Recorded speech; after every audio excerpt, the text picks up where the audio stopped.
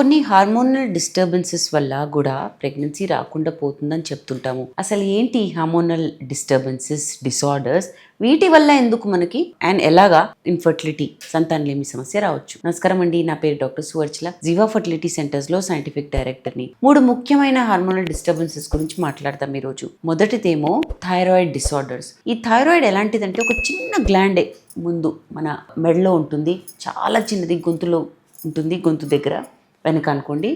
ఇది thyroid hormones produce చేస్తుంది. మరి థైరాయిడ్ హార్మోన్స్ ప్రొడ్యూస్ చేయలేదనుకోండి, థైరాయిడ్ స్టిమ్యులేటింగ్ హార్మోన్ అనేది ఎక్కువ అయిపోతుంది. అలాంటప్పుడు ఈ డిసార్డర్ అయిపోతుంది.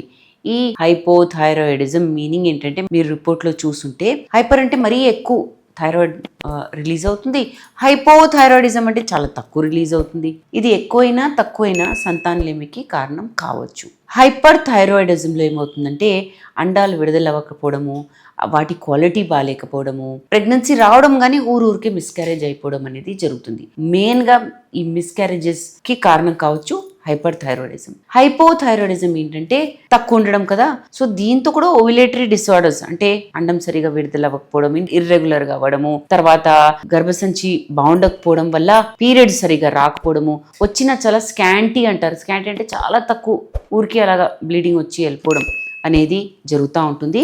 దీనివల్ల కూడా ఇర్రెగ్యులర్ పీరియడ్స్ ఉంటాయి కాబట్టి ఎప్పుడు ట్రై చేయాలో తెలియదు, ప్రెగ్నెన్సీ వస్తుందా లేదా తెలియదు అనేది జరుగుతూ ఉంటుంది.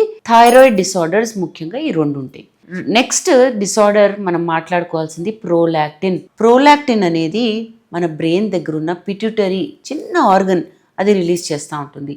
ఈ పిట్యూటరీ మరి ఎక్కువ ప్రోలాక్టిన్ రిలీజ్ చేసేది ఎప్పుడంటే ఒక తల్లి బిడ్డకి పాలు తాగిపించేటప్పుడు. సో పాలు తాగిపించేటప్పుడు వరకు అండం విడుదల అవ్వకూడదు, ప్రెగ్నెన్సీ రాకూడదని ప్రోలాక్టిన్ హై ఉంటుంది. ఇప్పుడు సంతానలేమి సమస్య వాళ్ళల్లో చెక్ చేసినప్పుడు హై ఉన్నప్పుడు అర్థం ఏంటంటే మన బ్రెయిన్ అది ఎక్కువ రిలీజ్ చేసి బాడీని ఫూల్ చేస్తుంది. అండాశయాలకి ఏం సిగ్నల్ వెళ్తుంది, ఓహో ఈమె ఆల్రెడీ ప్రెగ్నెంట్ ఉంది, అండం విడుదల చేయకూడదు, ప్రెగ్నెంట్ అవ్వకూడదు, ఈమె ఆల్రెడీ పాలు తాగిపిస్తుంది బహుశా అని. అసలు ప్రెగ్నెన్సీ లేదు అక్కడ. కానీ ప్రోలాక్టిన్ హై ఉండడం వల్ల సిగ్నల్స్ మాటే వింటుందండి మన బాడీ.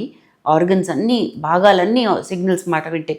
సో ఈ ప్రోలాక్టిన్ సిగ్నల్ విని అండం విడుదల అవ్వకుండా చేస్తుంది అనమాట. సో ఈ ప్రోలాక్టిన్ ఎక్కువ ఉన్నప్పుడు కూడా మనం టాబ్లెట్స్ ఇచ్చుకొని కంట్రోల్లోకి చేసుకోవచ్చు. గుడ్ న్యూస్ ఏంటంటే ఇప్పుడు దాకా నేను చెప్పిన డిసార్డర్స్ అన్ని టాబ్లెట్స్ తో మనం రెగ్యులరైజ్ చేయొచ్చు. హైపర్ థైరాయిడిజం, హైపోథైరాయిడిజం, ప్రోలాక్టిన్ కూడా మనం టాబ్లెట్స్ తో కొన్ని వారాల్లో బాగా చేసుకోవచ్చు. మూడోది చాలా కామన్, మీరు వినుంటారు, PCOS related insulin resistance or insulin sensitivity. ఇందులో ఈ ఇన్సులిన్ అనేది ఏం చేస్తుందంటే మన బాడీలో వచ్చే షుగర్ ని సెల్స్ లోకి పంపించి ఎనర్జీ లాగా వాడేస్తూ ఉంటుంది. ఈ PCOS వాళ్ళలో ఈ ఇన్సులిన్ సెల్స్ అనేవి దానికి సరిగ్గా రియాక్ట్ అవ్వవు.